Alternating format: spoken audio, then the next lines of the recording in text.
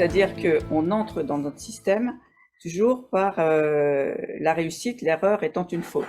Et dans la faute, il y a quand même une charge un peu morale, culpabilisante. C'est parce que l'élève n'aurait pas assez travaillé, parce qu'il ne se serait pas assez informé, par exemple, il s'oriente très mal, parce qu'elle aurait mal accompagné. Donc déjà, d'une façon générale, essayer de voir ce qui fonctionne bien, comme quand on fait un CV ou une lettre de motivation, on parle de ce qu'on sait faire, et on ne parle pas en permanence de là où on a des échecs. Donc déjà, c'est aussi un changement.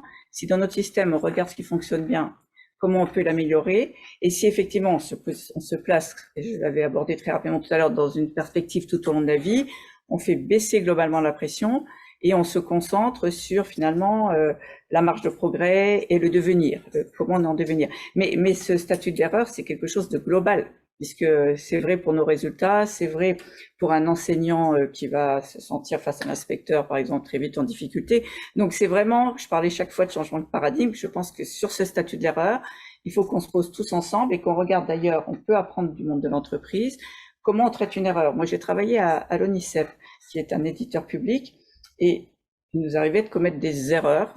Par exemple, je me souviens qu'on a dû détruire une brochure qui était à destination des 6e, 750 000 exemplaires, parce que dans la transmission à l'imprimeur, ça n'avait pas été écrasé, finalement, les différentes versions. Ce qu'on a fait, on a regardé ce qui s'était passé dans toute la chaîne, où s'était produit l'erreur. Il n'y a pas quelqu'un qui a été accusé d'erreur, mais on a travaillé sur l'amélioration du process. Et donc, traiter l'erreur de cette façon-là, à tous les niveaux du système, vis-à-vis des élèves, vis-à-vis d'un projet de parcours, et en se disant, mais chaque fois, j'apprends quelque chose dans mon parcours à ce moment-là, et je vais rebondir. Alors, il y a l'erreur et il y a l'échec. L'erreur, pour moi, ça fait complètement partie de l'apprentissage. C'est comme essai-erreur. Dans le domaine scientifique, on trouve tout à fait normal de fonctionner par essai-erreur. Et que, comme le disait Spinoza... normal et même essentiel. Essentiel. Oui. Essentiel, voilà, c'est structurant. Oui. L'erreur est une idée incomplète, disait Spinoza. Donc voilà, c'est vrai, ou Gaston Bachelard qui disait que c'est une connaissance qu'on doit surmonter. On apprend contre ses connaissances. Donc ça, on trouve ça normal au niveau scientifique.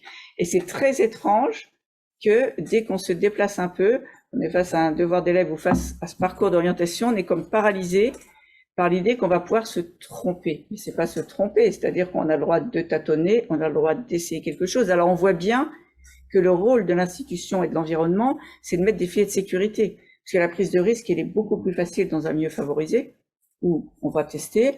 Si on se trompe, la famille va dire c'est pas très grave, on reprend notre parcours. Ça peut être beaucoup plus angoissant dans un milieu défavorisé de se dire s'il se trompe, on va devoir payer une année d'études de plus, ou etc., etc. Donc là, il y a tout ce travail sur quels sont les filets de sécurité, comment on sécurise un parcours pour que on puisse prendre des risques. Patrice évoquait dans mon petit ouvrage, j'évoque l'idée de l'élève auteur. On parle souvent de l'élève acteur. Pour moi, un acteur, il joue la pièce d'un autre. Un élève, pour moi, il est auteur de son parcours, il s'autorise. Et donc, on l'autorise. Voilà, c'est vraiment cette démarche-là qui va permettre qu'on ne soit plus angoissé à l'idée de...